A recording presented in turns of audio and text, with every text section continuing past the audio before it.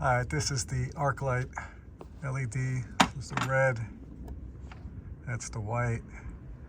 Hard to tell how bright it is during the day. And then this is the Meso LED. Obviously the white and the red. This is a cake install. We'll see how it looks at night, but it matches the rest of the truck now, so that's cool.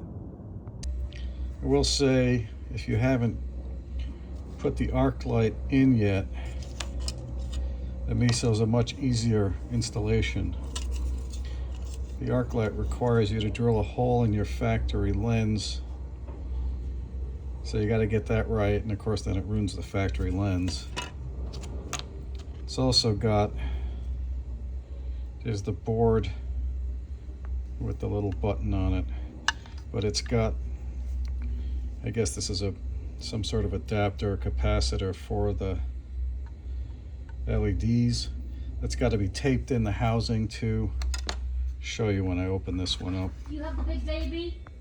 You can see on the back, so this big, it's not big, but it's got to be taped in place, double-sided tape. And of course, if you see, the ArcLight switch is black. So you got to pull out the factory gray switch on the front. Well, this thing is blocking the screw, but it doesn't matter because the whole thing comes out anyway. This is the completed install with the Meso switch. See, all that crap is out of there that was glued in from the previous. And now they're done. Fits nice. I like the black color.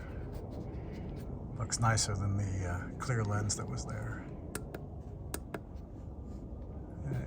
The switch works. Same on the other side here. Perfect. Hello, dog.